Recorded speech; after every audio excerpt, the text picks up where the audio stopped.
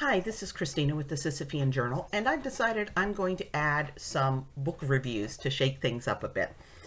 And I'm going to start with the book I know best, Line 5. The byline is Mark Crutcher, but this was very much a team effort. And I'll give you a little bit of background because I'm going to break the book down into bits. I'm going to break all the books I review down into bits because there's a lot to digest. Line 5 started out as a project for Newt Gingrich. He had called Mark at Life Dynamics and wanted a report on abortion malpractice. So Mark assigned me to go through and just write up little summaries of every malpractice case we had in our files. And after about a week of this, I went to him. I said, we don't have a report here. We have a book. And he said, okay. And he told Newt Gingrich, we don't have a report. We have a book. And it started out just with what's in chapter 1, which is injuries and deaths. And what I want to cover in this introductory video is just this little introduction to chapter 1. And what it is kind of a caveat to people who have faith that when abortion's legal, it's practiced safely, that, nobody would be there deliberately taking horrible chances with women's lives, that there really is a huge difference between how abortion is practiced legally and how it's practiced illegally in terms of who performs it and how it's carried out. And Line 5 only looked at legal abortion, so I can't bring in the illegal abortion cases that I've talked about. But there are really two issues Mark brings up. One is that what we found is extremely disgusting. And this was before Kermit Gosnell blew out of the water. But I can tell you, when the Kermit Gosnell case came out, the conditions in his clinic were not nearly as shocking to me as the fact that the case was actually pursued and he wound up incarcerated. That was the part that was the most surprising to me. Now, he was the worst, but it was a matter of degree and not type. So just that kind of caveat. So if you're thinking, oh, come on, it can't be that bad. This little introduction talks about how little we know about what goes on behind the closed doors of abortion clinics. As he notes, we don't find out about every bad thing that happens in an abortion clinic, because the abortion clinic isn't exactly going to say, oh, guess what? Our handholder was administering the general anesthesia and Laura stopped breathing and we didn't have any emergency equipment and nobody had up-to-date CPR certification. We really weren't sure what we were doing and now she's dead. Sorry about that. They're not going to do that.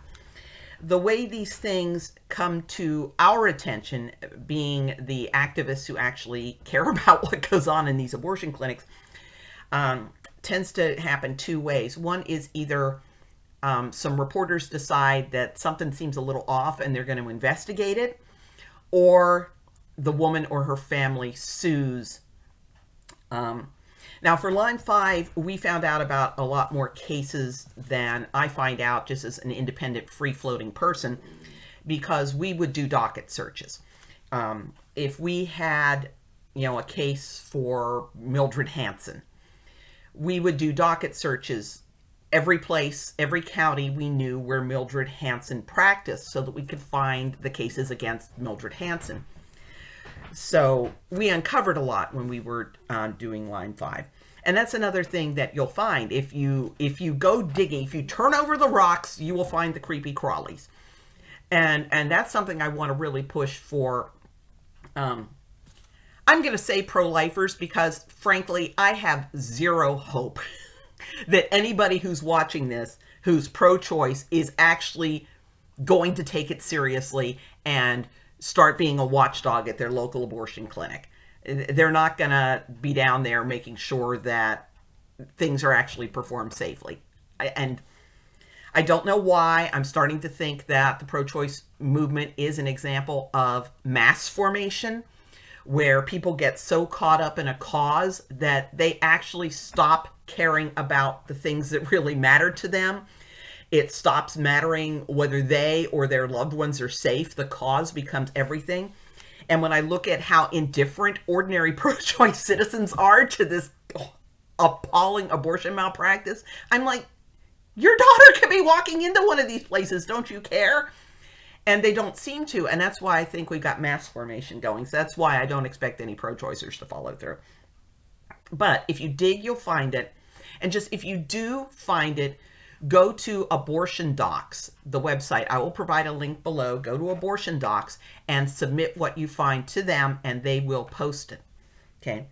So the introduction covers why we don't know a lot about what goes on in the abortion clinics and how it is that things do come to light.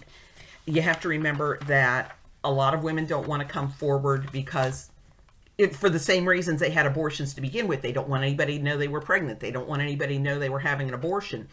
So, you know, if they get rushed to the hospital and they have a hysterectomy, they might tell their family members, you know, I had a miscarriage and I got an infection. They might make up some story as to why all this was happening. And family members often don't want to go into a lot. And there is a whole chapter about the barriers to stepping forward with cases. I'm not going to go into that in too much depth. So we didn't give any statistics on how often particular kinds of injuries occur because we don't know. Just like we don't know how many abortion deaths there are. And I've talked about that before. The method that the CDC uses for accounting how many legal abortion deaths there are, I want you to give you an image. Imagine that you walk up under an apple tree and you put a laundry basket down under the apple tree.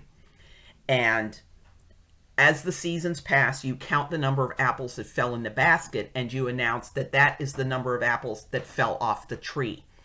That is how passive the system for collecting information on deaths are.